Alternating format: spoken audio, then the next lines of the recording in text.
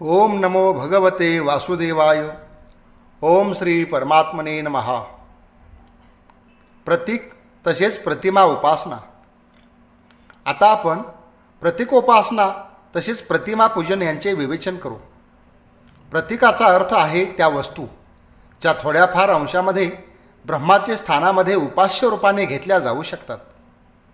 प्रतीकाद्वारे ईश्वराच्या उपासनेचा काय अर्थ आहे या संबंधी भगवान रामानुज म्हणतात, जी वस्तू ब्रह्म नाही त्यात ब्रह्मबुद्धीने ब्रह्माचे अनुसंधान म्हणजेच ईश्वरोपासना असे म्हणतात.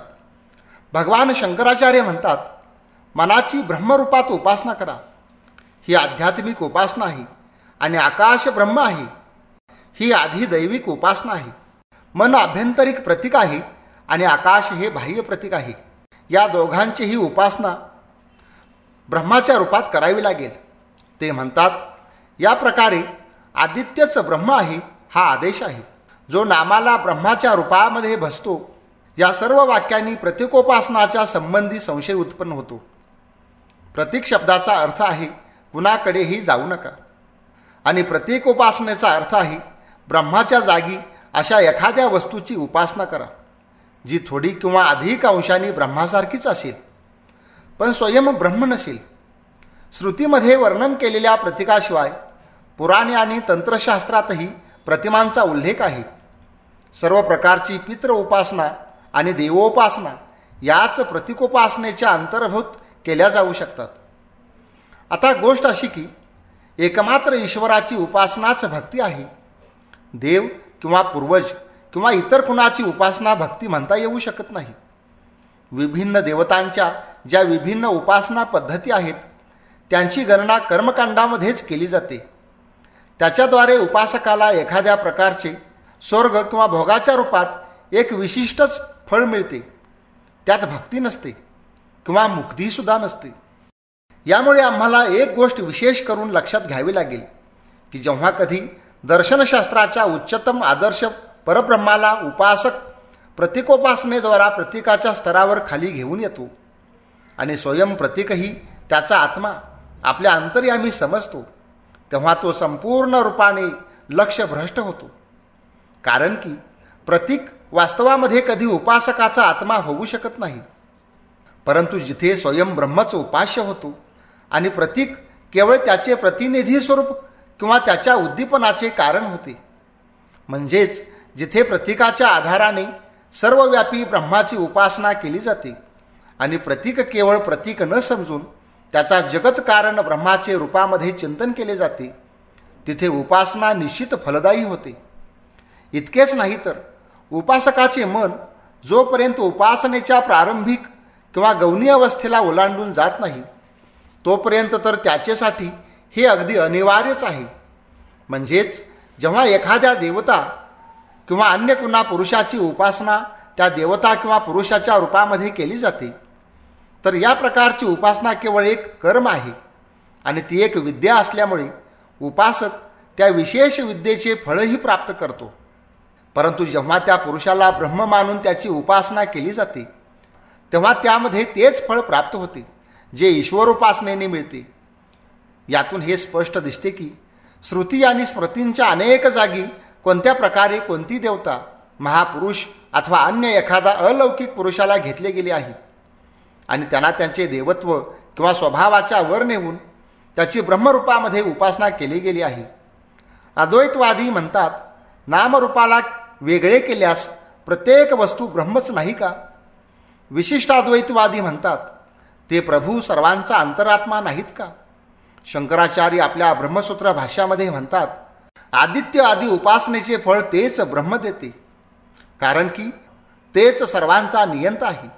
ज्याप्रमाणे प्रतिमेलाच विष्णू असे मानावे लागते किंवा प्रतिमेमध्ये विष्णुदृष्टी इत्यादी करावी लागते, त्याचप्रमाणे प्रतीकातच ब्रह्मदृष्टी करावी लागते. म्हणजेच हे समजावे लागेल की इथे वास्तवामध्ये ब्रह्माचीच उपासना केली जात आहे. प्रतीकाच्या संबंधी ज्या गोष्टी सांगितल्या जातात त्या सर्व प्रतिमेच्या संबंधामध्ये घडत आहेत. अर्थात जर प्रतिमा कुणा देवता किंवा महापुरुषाची सूचक असेल तर अशी उपासना भक्ती प्रसूत नाही आणि ती आम्हाला मुक्ती देऊ शकत नाही. पण जर ती त्या एका परमेश्वराची सूचक असेल तर त्या उपासनेपासून भक्ती आणि मुक्ती दोन्हीही प्राप्त होऊ शकतात. जगातील मुख्य धर्मामध्ये वेदांत, बौद्ध आणि ईसाई धर्माचे काही पंथ कुठल्याही आपत्तीविना प्रतिमांचा उपयोग करतात. केवळ इस्लाम आणि प्रोटेस्टंट हे दोन असे धर्म आहेत जे प्रतिमेची सहाय्यता आवश्यक मानत नाहीत. तरीही मुसलमान प्रतिमांच्या जागी आपले पीर आणि शहीदांच्या कबरीचा उपयोग करतात आणि प्रोटेस्टंट लोक धर्मामध्ये सर्व प्रकारच्या बाह्य सहाय्यतेचा तिरस्कार करीत हळूहळू वर्ष प्रतिवर्ष आध्यात्मिकतेपासून दूर जात आहेत. इथंपर्यंत की आजकाल अग्रगण्य प्रोटेस्टंट आणि केवळ नीतिवादी ऑगस्ट कोमटे यांचे शिष्य तसेच आग्नेयवादी यांच्यात काही फरक राहिला नाही. मग ईसाई आणि इस्लाम धर्मात ज्या काही प्रतिमा उपासना विद्यमान आहेत त्या त्यांच्याच श्रेणीच्या आहेत, ज्यात प्रतीक किंवा प्रतिमेची उपासना केवळ प्रतीक किंवा प्रतिमेच्या रूपामध्ये होते, ब्रह्मदृष्टीने नाही. म्हणजेच ते कर्मानुष्ठानाप्रमाणेच आहे. त्यातून ना भक्ती मिळते ना मुक्ती. या प्रकारे प्रतिमा पूजेमध्ये उपासक ईश्वराला सोडून अन्य वस्तूत आत्मसमर्पण करतो आणि त्यामुळे प्रतिमा, कबर, मंदिर इत्यादींच्या या प्रकारच्या उपयोगालाच खरी मूर्तीपूजा म्हणतात. पण ते तर काही पाप नाही, न कोणता अन्याय. ते फक्त कर्म आहे आणि उपासकाला त्याचे फळ नक्की मिळते. इष्टनिष्ठा. आता आपण इष्टनिष्ठा संबंधी विचार करू. जो भक्त होऊ इच्छितो त्याने हे समजून घ्यायला हवे, जेवढी मते तेवढे मार्ग. त्याला हे जाणणे आवश्यक आहे की विभिन्न धर्मांचे भिन्न भिन्न संप्रदाय त्याच प्रभूच्या महिम्याच्या अभिव्यक्ती आहेत. लोक तुम्हाला किती नावांनी हाक मारतात. लोकांनी विभिन्न नावांनी तुम्हाला विभाजित केले आहे, परंतु तरीही प्रत्येक नावात तुमची पूर्ण शक्ती वर्तमान आहे. या सर्व नावांनी तुम्ही उपासकाला प्राप्त होतात. जर हृदयामध्ये तुम्हाप्रती एकांतिक अनुराग असेल तर तुम्हाला हाक मारण्याची कोणती ठराविक वेळ नाही.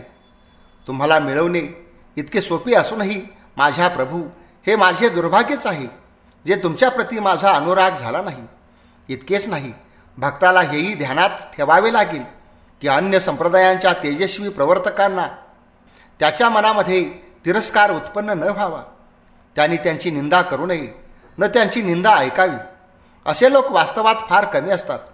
जो महान, उदार आणि दुसऱ्यांचे गुण पारखण्यात समर्थ आणि त्याबरोबरच प्रगाढ प्रेमसंपन्न असावा. बऱ्याच वेळा आम्ही पाहतो की उदार भावापन्न संप्रदाय आपल्या धर्मादर्शाच्या प्रती प्रेमाची गंभीरता घालवून बसतात.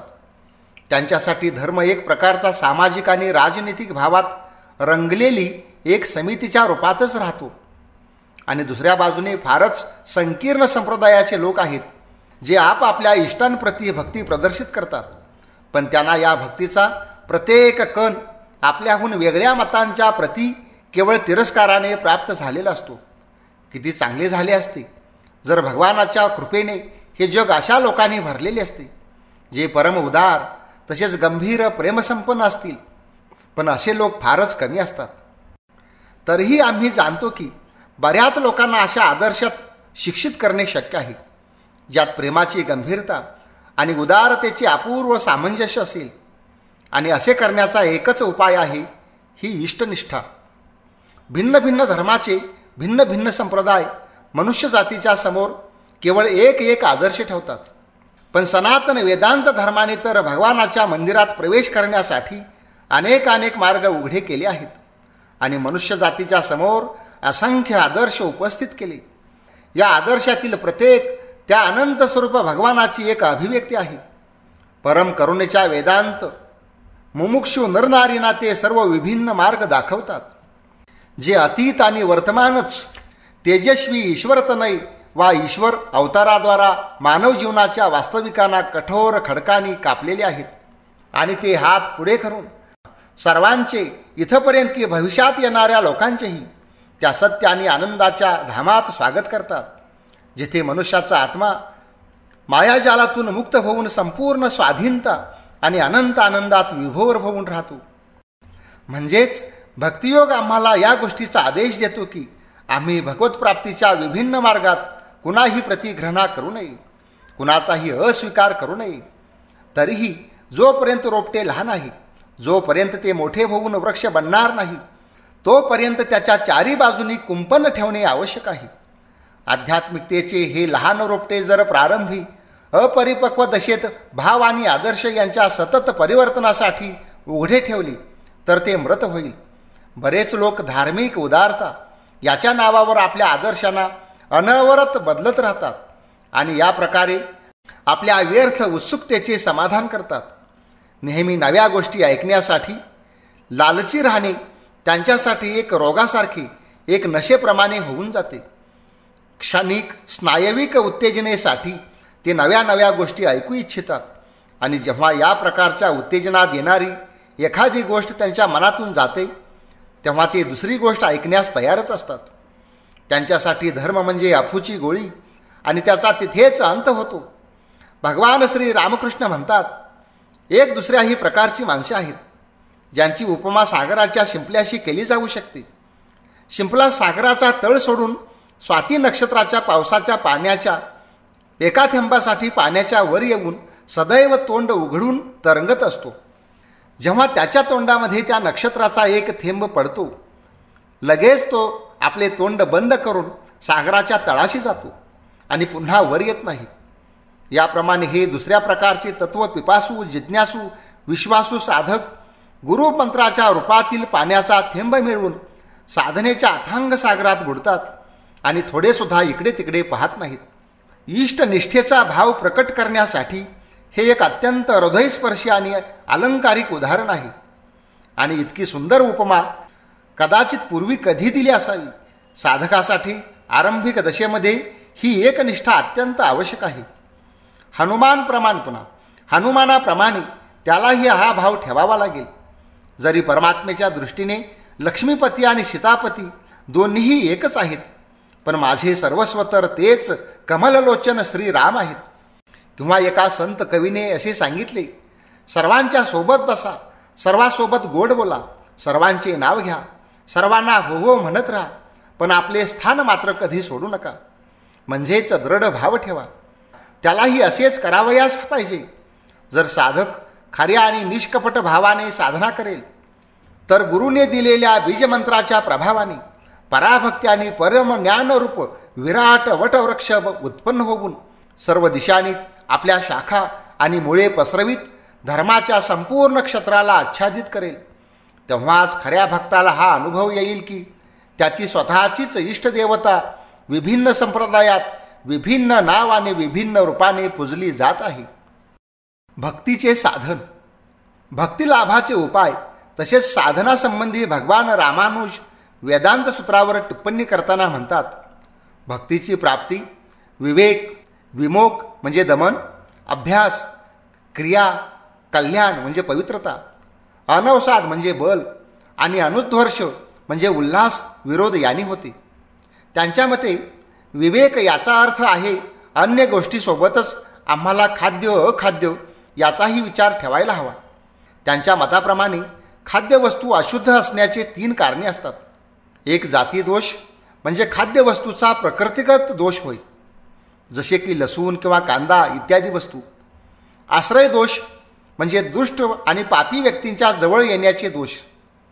निमित्त दोष म्हणजे एखादी अपवित्र जसे धूळ, केस इत्यादीचा संस्पर्शाने होणारा दोष. श्रुती म्हणते, आहार शुद्ध असल्यास चित्त शुद्ध होते आणि चित्त शुद्ध झाले तर भगवंताचे निरंतर स्मरण होते. हे वाक्य रामानुजांनी छांदोग्य उपनिषदातून उद्धृत केले आहे.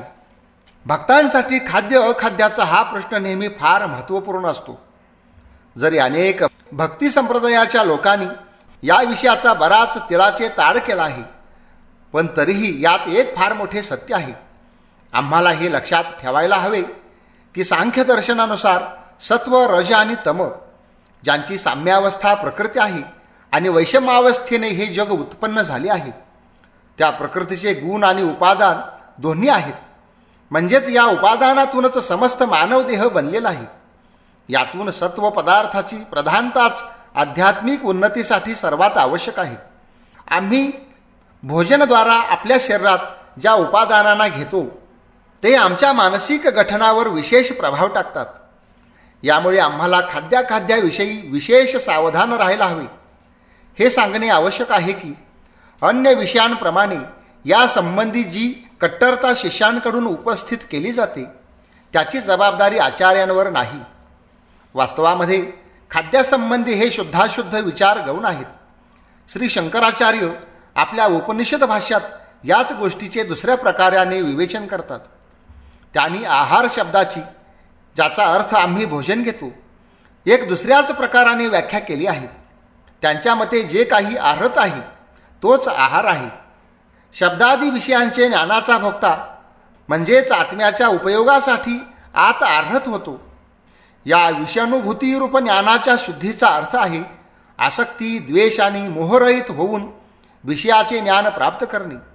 म्हणजेच हे ज्ञान किंवा आहार शुद्ध झाल्यावर त्या व्यक्तीचा सत्व पदार्थ म्हणजेच अंतकरण शुद्ध होते आणि सत्वशुद्धी झाल्यावर अनंत पुरुषाचे यथार्थ स्वरूपाचे ज्ञान आणि अविच्छिन्न स्मृती प्राप्त होते. या दोन व्याख्या वरवर एकदम विरोधी वाटतात, परंतु तरीही दोन्हीतही सत्य नक्कीच आहे. सूक्ष्म शरीराने मनाचा संयम करणे स्थूल शरीराच्या संयमापेक्षा निश्चितच श्रेष्ठ आहे. परंतु त्याबरोबरच सूक्ष्मासाठी स्थूलाचाही संयम करणे परम आवश्यक आहे. यामुळे प्रारंभिक दशेमध्ये साधकाला आहारासंबंधी त्या सर्व नियमांचे विशेष रूपाने पालन करायला हवे, जे त्याच्या गुरूच्या परंपरेने चालत आलेले असते. परंतु आजकाल आमच्या अनेक संप्रदायात या आहाराधिक विचारांची इतकी चढाओढ आहे, अर्थहीन नियमांची इतकी पाबंदी आहे की त्या संप्रदायाने धर्म जणू स्वयंपाकघरातच सीमित ठेवला आहे. त्या धर्माचे महान सत्य तेथून बाहेर निघून कधी आध्यात्मिकतेच्या सूर्यप्रकाशात उजळून निघतील असा कोणताच संभव नाही. या प्रकारचा धर्म केवळ एक विशेष प्रकारचा कोरडा जडवाद आहे. ते ना ज्ञान आहे, ना भक्ती, ना कर्म. तो एक विशेष वेडेपणा आहे. जे लोक खाद्याच्या या विचारालाच जीवनाचे सर्व कर्तव्य समजतात त्यांची दशा ब्रह्मलोकात न होता पागलखान्यात होण्याचीच शक्यता जास्त आहे. म्हणजेच हे युक्तियुक्त दिसते की खाद्याचा विचार मनाच्या स्थिरतारूप उच्चावस्था आणण्यात विशेष रूपाने आवश्यक आहे. अन्य कशानेही ही स्थिरता इतक्या सहजपणे प्राप्त करता येऊ शकत नाही.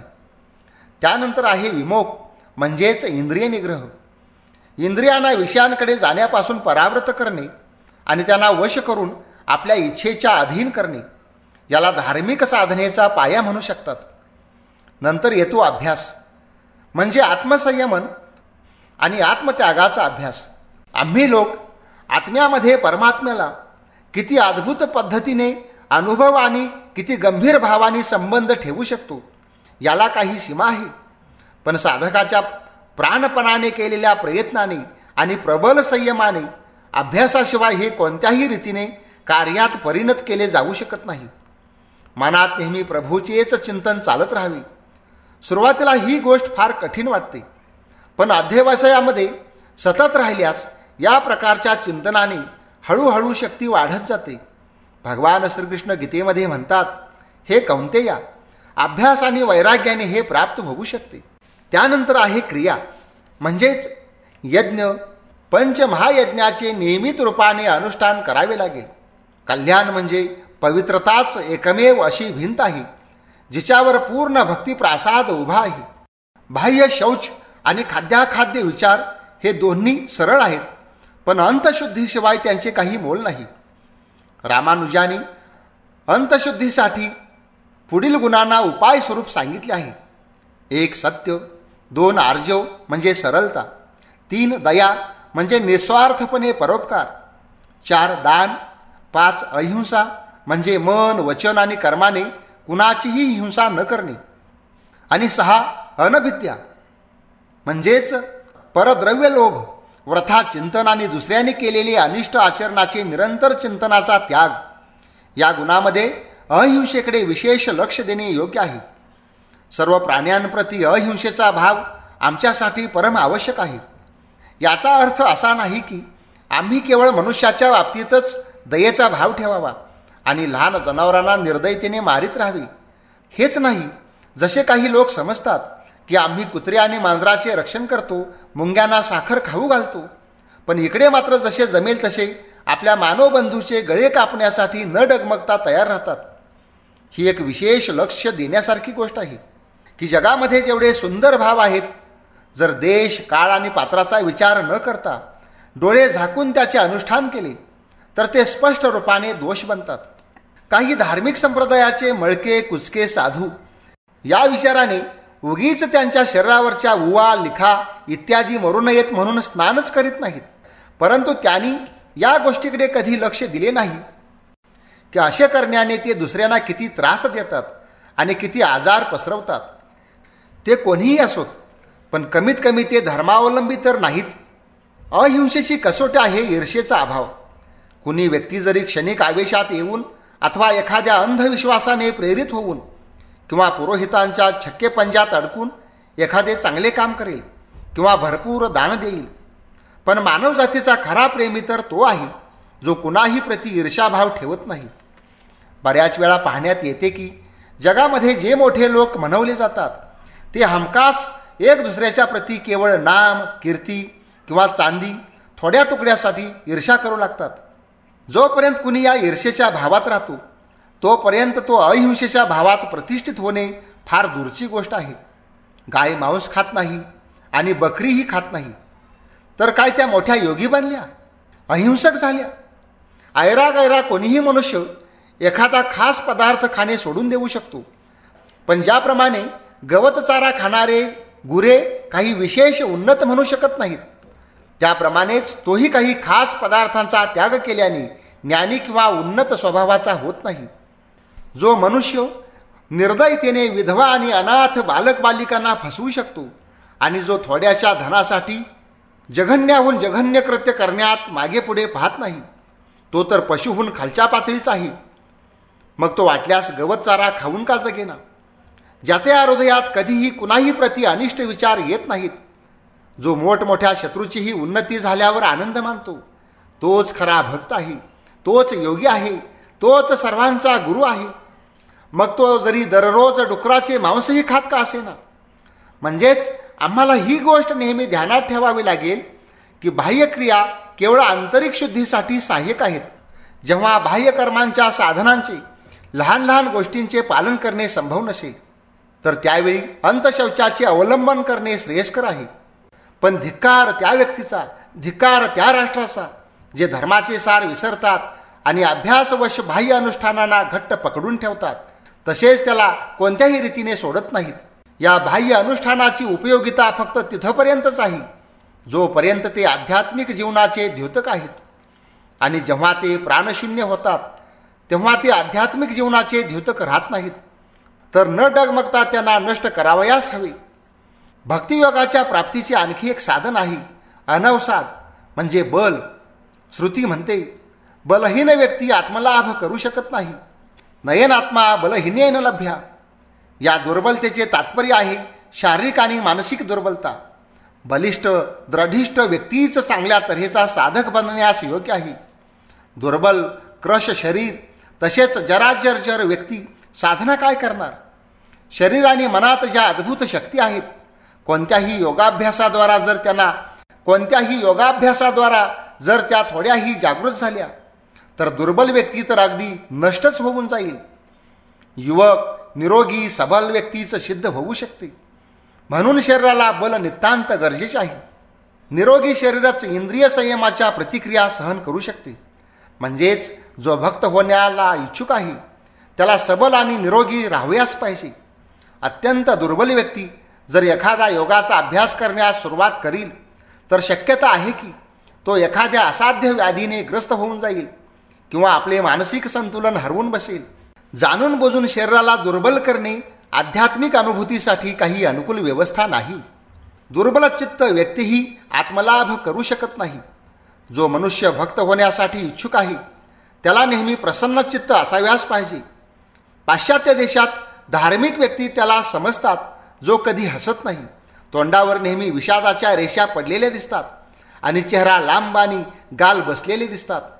असे क्रश शरीराचे आणि लांब चेहऱ्याचे लोक एखाद्या हकीमाची देखभाल करण्याची वस्तू आहे, ते योगी नाहीत. प्रसन्नचित्त व्यक्तीच अध्यवसायशील होऊ शकेल.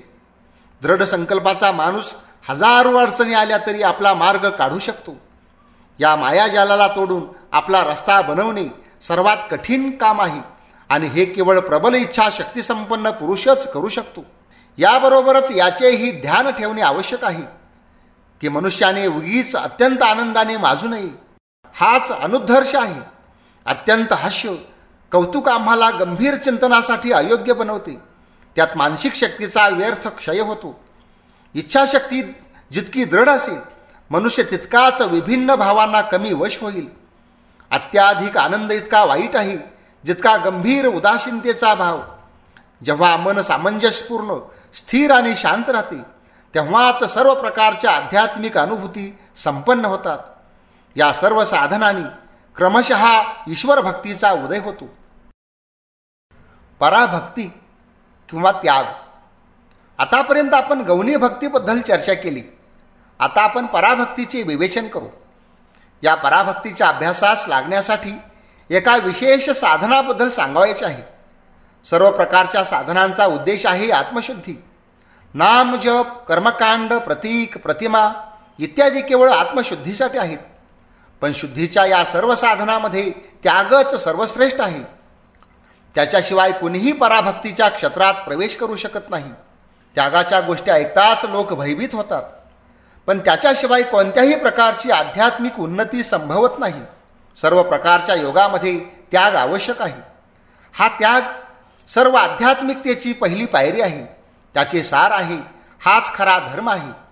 जेव्हा मानवात्मा संसारातील सर्व वस्तूंना दूर फेकून गंभीर तत्वांच्या अनुसंधानात लागलेला असतो, जेव्हा तो समजतो की मी देहरूप जडात बद्ध होऊन स्वयं जड होत आहे आणि क्रमाने विनाशाकडे आणखी पुढे जात आहे, आणि असे समजून जेव्हा तो जड पदार्थांकडे तोंड फिरवतो तेव्हाच त्यागाची सुरुवात होते. तेव्हा वास्तविक आध्यात्मिकतेचा पाया रचला जातो. कर्मयोगी सर्व कर्मफलाचा त्याग करतो. तो जे काही कर्म करतो त्याच्या फलात तो आसक्त राहत नाही. तो ऐहिक आणि पारलौकिक कोणत्याही प्रकारच्या फलाच्या उपभोगाची पर्वा करीत नाही.